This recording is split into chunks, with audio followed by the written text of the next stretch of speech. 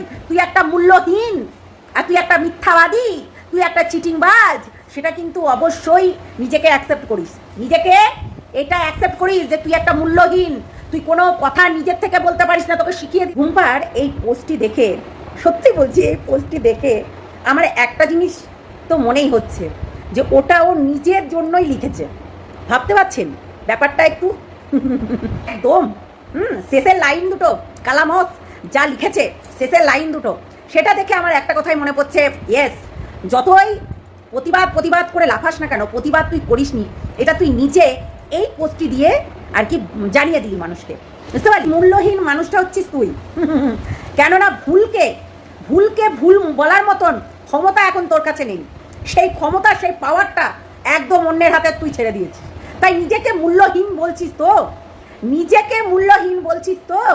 হ্যাঁ, আমি ওটাই তো বলছি যে এই কবি লেখাটা একদম তোর ওপরে দারুণ মানিয়েছে। মানে আপনারা একটা জিনিস হয়তো লক্ষ্য করেছেন কিনা জানি না, কিন্তু আমি তো লক্ষ্য করেছি যে ওর কোথাও না কোথাও ওর মুখটাকে বন্ধ করে দেওয়ার একটা ইয়ে চলছে, যার কারণেই ও আজকে মুখটা বন্ধ, মানে ভুলকে ভুল আর ঠিককে ঠিক বলতেই পারে না, বুঝতে পারলেন? ভুলকে ভুল আর ঠিককে ঠিক ও বলতেই পারে না। যেটা আগেও বলেছি আমরা যে ও সবসময় মুখে বাউ বাউ করে কথা বলতে পারতো, কিন্তু সে কিন্তু সঠিক জিনিসটা তুলে নিয়ে আসতে পারতো না। আজকে ও চোর চোর চোর চোর করে লাফিয়ে বেরিয়েছে এবং চোর ধরে বেরিয়েছে। এখন তো ডাকাতি হচ্ছে, সেই ডাকাতিটাকে নিয়ে একটা ওকে ভিডিও করতে দেখেছেন? এই যে রেপ ধর্ষণ নিয়ে, যেমন অভয়ার ধর্ষণ নিয়ে এই সরকার যখন চেঞ্জ হলো, এ কিন্তু বারবার করে বলেছে যে আরজি করের মতন জায়গাতে, একটা সেফটি জায়গা, একটা ভালো জায়গাতে কি করে ধর্ষণ হলো, কি করে এই জিনিসগুলো হলো। অথচ এইরকমই ভালো ভালো জায়গাতে আমরা দেখেছি, এনআরএসে একটা ঘটনা ঘটে গেল, একটা ভালো জায়গা, একটা প্রোটেকশনের জায়গাতে কি করে সেই মেয়েটা মারা গেল, রহস্যজনক মৃত্যুটা কি করে হলো, সেইগুলো কিন্তু এ তুলে ধরছে না, বুঝতে পারছেন তো? তার মানে ও কতটা মূল্যহীন, তাই না? ও কতটা মূল্যহীন যে সত্যটাকে সত্য বলার ক্ষমতা নেই এবং মিথ্যাটাকে মিথ্যা বলার ক্ষমতা নেই, নিজেকে বিক্রি করে দিয়েছে। কতটা ও হচ্ছে মূল্যহীন, বুঝতে পারছেন তো? এটাই হচ্ছে কথা। তোর ওপরে এই যেটা লিখেছিস তুই, সেটা একদম তোর ওপরে ভারী হচ্ছে, সত্যি বলছি। মানে তুই একদম সঠিক জিনিসটা লিখেছিস, লিখিস নি খারাপ আমি বলছি না, একদম সঠিক জিনিসটা লিখেছিস যে তুই, তোর হচ্ছে ইমান, তোর হচ্ছে বিবেক, তোর হচ্ছে ব্রেন, সব অন্যজনকে দান করে দিয়েছিস টাকার বিনিময়ে। দেখি, আমরা তো জানি যে তোর বাবা টেলার, কাজকর্ম করে না, তোর বাবার কোনো ক্ষমতা নেই, নাহলে একটা টেলারের মেয়ে কি করে 4 চাকা অত বড় গাড়ি কিনতে পারে? আপনারাই বলুন, কিনতে পারে কি? কখনো পারে না। কি করে এত ঠাঁটবার দেখিয়ে বেড়াতে পারে? কখনো পারে না। তো সেটাই হচ্ছে কথা, বুঝতে পারলি? তুই একটা মূল্যহীন আর তুই একটা মিথ্যাবাদী, তুই একটা চিটিংবাজ, সেটা কিন্তু অবশ্যই নিজেকে অ্যাকসেপ্ট করিস, নিজেকে এটা অ্যাকসেপ্ট করিস যে তুই একটা মূল্যহীন, তুই কোনো কথা নিজের থেকে বলতে পারিস না, তোকে শিখিয়ে দিতে হয় কাউকে, তবেই গিয়ে তুই বলিস। আর টাকার বিনিময়ে তুই নিজেকে বিক্রি করে দিচ্ছিস, সেটাও বলে দে সবাইকে।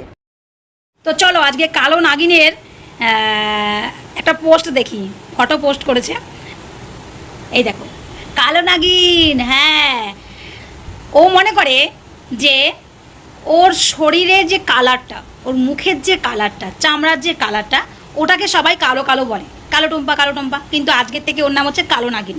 কেন? ওর এই বুকের ভিতরে যে ছোট্ট একটা মন আছে, ওইখানে কয়লার খনি আছে, যেখানে শুধু কালো বিষ থাকে, কালো বিষ। ওই কালো নাগিনের মনের মধ্যে কালো বিষ, কয়লার খনি।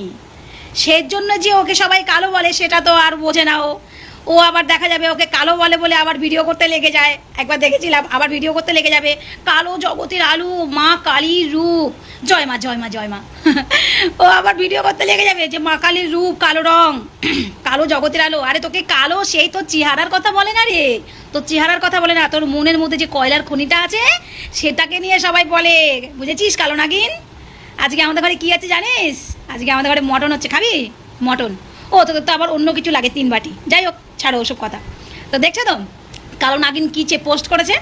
ওর ভিডিও, ওর ফটো এআই করে বানাচ্ছে বলে এখন সরকার থেকে আইন করেছে যে যদি কেউ ভুলভাল ফটো পোস্ট করে তার বিরুদ্ধে আইনগত মানে পদক্ষেপ নেওয়া হবে, বুঝতে পেরেছো? মানে টুম্পার যেহেতু একটা খারাপ ফটো বেরিয়ে গেছে, আর রক্ষে নেই। কালো নাগিনের মানে কামাল আছে, কালো নাগিনের মারাত্মক কামাল আছে। আরে কালো নাগিন, কি ব্যাপার? আজকাল তোর ভিডিওতে বেশি ভিউজ হচ্ছে না কেন?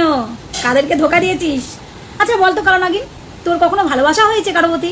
কারণ তুই যা খারুস, তোকে দেখে মনে হয় না যে তুই কাউকে ভালোবাসতে পারিস। এখন cracker cracker cracker cracker cracker cracker করতে থাকিস রাক্ষসীর মতো, কাটার কাটার কাটার মানে কামড়ে খেতে যাবি। হ্যাঁ, তোকে কেউ প্রপোজ করেছে আজ পর্যন্ত? বল না, কালো নাগিন, বল বল, তোকে কেউ প্রপোজ করেছে আজ পর্যন্ত? করেনি? করবে কি করে? তোর যা মুখের কথা আর তোর যা অঙ্গি ভঙ্গি দেখে তোকে কেউ প্রপোজ করবে না, আমার তো মনে হয় না। কারণ তোর মধ্যে এতই রুক্ষতা, যেমন তোর মনে কালো কয়লার খনি আর চেহারাটার মধ্যে হচ্ছে তোর মানে রুক্ষতা, মানে কাউকে ভালোবাসতে পারিস এরকম তোর চেহারা দেখে মনে হয় না। সত্যি মানে ভাবি মাঝে মাঝে, তাই না কালো নাগিন? ঠিক আছে, সবাই একটু অফার টফার করো কালো নাগিনকে, বুঝেছো বন্ধুরা? একটু লাভের অফার করো ওকে, নাহলে বেচারা কষ্ট পায়, বেচারি কষ্ট পাবে। যা আজ পর্যন্ত কেউ ওকে ভালো টালো বাসলো না। অনেক বড় হয়েছিস রে কারণ নাকি, এবার বিয়েটা করে নে। ভাট বকে বকে সবার তো মাথা চেটে চেটে মাথার চুল সব উঠে গেছে, মাথায় সব ঘিরুর জায়গায় গোবর ভরে গেছে। হ্যাঁ, কথাটা শুনুন কি বলছে।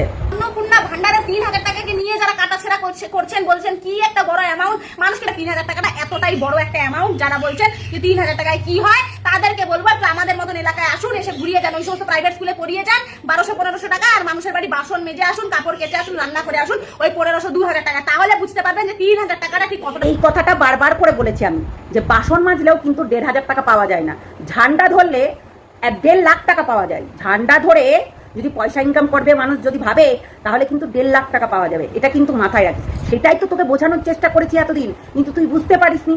তুই বলেছিস অন্নপূর্ণা, সরি, লক্ষ্মীর ভান্ডারের টাকা নাকি ভিক্ষার টাকা, আর এখন অন্নপূর্ণা ভান্ডারের টাকাটা বিশাল দামি হয়ে গেল তোর কাছে। দুটোই এক, অ্যামাউন্টটা বেড়েছে আর লোক সংখ্যাও কমেছে। সেটা একবার দেখেছিস? দেখিসনি না? ভালো করে দেখে নিবি অন্ধভক্ত। এটাই তো তোকে বুঝিয়েছি বারবার করে, যে গরিব মানুষের এই 3,000 টাকায় 1,500 টাকাটার মূল্য অনেক, বুঝলি? এইটাই তোকে বুঝিয়েছি। কিন্তু তুই তখন বলেছিস ভাতা তো তুচ্ছ জিনিস, চাকরি চাই। সবার না এই চাকরি হবে না, বুঝলি? যোগ্যতা লাগে, বুঝলি? যোগ্যতা থাকলেই তবেই গা চাকরি হবে। বল না, এখন চাকরি দিতে পারছে? দিয়েছে? দেখ, যারা এই লক্ষ্মীর ভান্ডারের টাকা পেত, তারাও কিন্তু পাচ্ছে না এই টাকাটা, বুঝতে পারলি? তুচ্ছ নয়, অ্যামাউন্টটা কিন্তু তুচ্ছ নয়, কিন্তু তোদের কাছে এইটা কিন্তু তুচ্ছ। এটা বারবার করে তোরা মানুষের ভেতরে ভুল ছড়িয়েছিস যে 1,500 টাকাটা নাকি তুচ্ছ টাকা, ভিক্ষার টাকা, বারবার করে বলেছিস সেটা। আর আজকে তোর খুব গায়ে লেগেছে না 3,000 টাকাটার কথাটা যেই বলেছে, তাই না? ওটা নিয়ে তুই বসে গেছিস। কিন্তু এটা কিন্তু ভাবতে হবে, সেই 1,500 টাকাটাও টাকা আর এই 3,000 টাকাটাও টাকা। পরিবর্তন হয়েছে মানে এই নয় যে টাকাটার পরিবর্তন হয়েছে। দেখ না, টাকাটার যদি পরিবর্তন হয়েছে 3,000 টাকা থেকে 1,500 টাকা, তো বলছি এটাও দেখতে হবে যে কত মানুষকে এই টাকা থেকে বঞ্চিত করে দিচ্ছে, এটাও দেখতে হবে, বুঝলি কি না? তুই বলছিস তোদের গ্রামে গিয়ে দেখতে, শুধু তোদের গ্রামেই কি গরিব মানুষ থাকে? অন্য আদার্স জায়গায় কি গরিব মানুষ থাকে না? ননসেন্স। মানে বুদ্ধি যদি মাথায় থাকে তাহলে হয়। আসলে চাটুকারিতা করে করে এতটাই বুদ্ধি ভ্রষ্ট হয়ে গেছে যে সারা জীবন ওই চাটুকারিতাই করতে হবে।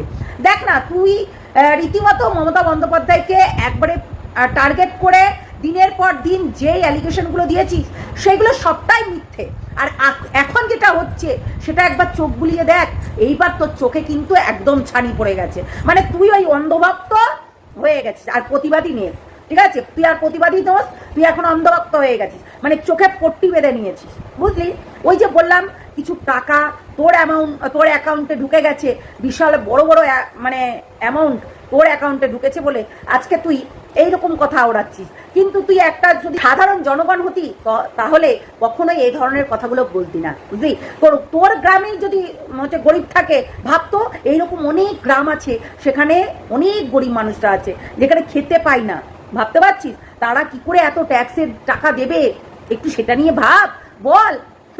প্রতিবাদী, চল ফুট এখান থেকে। এই প্রতিবাদী টুম্পা, এর কথা শুনেছো? খুব কর্কট।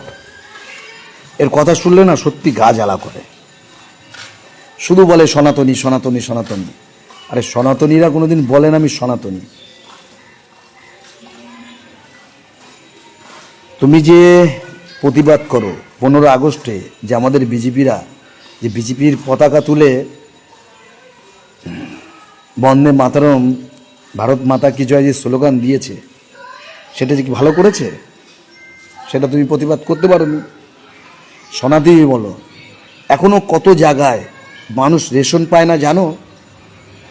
আজ থেকে না, বহুত দিন আগে থেকে এখনো তারা পায় না। সেই সবগুলো তুলে ধরো, গরিব মানুষের কথা তুমি সনাতনী বলো। আজকে যত উচ্চ পদ যারা বসে আছে তারা এই সনাতনী গরিবদের কথা ভাবে না। তুমি ভাবো না, তাহলে সনাতনী করো না। তুমি প্রতিবাদ করো শুধু তোমার ভিউজ কামানোর জন্য, তোমার পকেট ভরার জন্যে। তুমি বিজেপির সাথে যোগ দিয়েছো ভালো কথা, কিন্তু কোনোদিন একটা বিজেপি যে অন্যায় কাজগুলো করছে সেগুলো তুমি তুলে ধরোনি। তাহলে কেন তুলে ধরোনি? বিজেপি তো আমিও করি, আমি তো যেগুলো অন্যায় সেগুলো তুলে ধরি। এই যে কাটমানি খাচ্ছে যে বিজেপিরা, 2-3 দিন আগে যে পচা ডিম খেলো, ডিম থেরাপি তুলে ধরেছ। এরা অনেক অন্যায় কাজ করেছে। ঘর দেওয়ার নামে টাকা তুলেছে 1000-1500 করে, সেই টাকাগুলো নিয়ে নিজের পকেটে পড়েছে, সেইগুলো তোলোনি। অনেক স্কুলে এখনও তারা শুধু ভাত খাচ্ছে, সরকারি স্কুলে, সেখানে একটা ডিম পায় না, সেগুলো তুলে ধরেছ। বৃদ্ধ ভাতা পাচ্ছে না আজকে 3-4 মাস ধরে, সেগুলো তুলে ধরেছ। প্রতিবাদী বলো, হিন্দু মুসলমান করো না টুম্পা, শুনে রাখো। তুমি যে টিকিট নেওয়ার জন্য এত কিছু করছো, তোমার মতন লোক টিকিট পেয়ে যদি কোনো রকম নেতা হয়ে যায়, তুমি পুরো পশ্চিমবাংলাকে ওই মমতার মতন করবে। আমি জানি মমতা তো কিছু ভালো কাজ করেছিল, তার থেকে বেশি কাজ খারাপ করে গেছিলো, তুমি তার থেকে বেশি খারাপ কাজ করবে টুম্পা, শুনে রাখো। তাই নিজেকে প্রতিবাদী বলো না, তোমাকে ককরোচ বলা যায়, ককরোচ, ঠিক আছে? ককরোচ যদি পাড়া দিয়ে মারা যায়, সে একটা গন্ধ বেরোয়, তুমি সেই গন্ধওয়ালা মেয়ে টুম্পা, শুনে রাখো। তুমি গরিব মানুষের পাশে দাঁড়াও, গরিব মানুষকে কষ্ট বোঝো, তবে বলবে আমি প্রতিবাদী টুম্পা, নাহলে বলবে না। বিজেপির নেতামন্ত্রীরা কিছু কিছু জায়গায় খুব খারাপ কাজ করছে, সেগুলো তুলে ধরো, বুঝতে পেরেছ? নাহলে এরপরে তোমার নামে আরও বেশি ভয়ঙ্কর ভিডিও বানাবো আমি।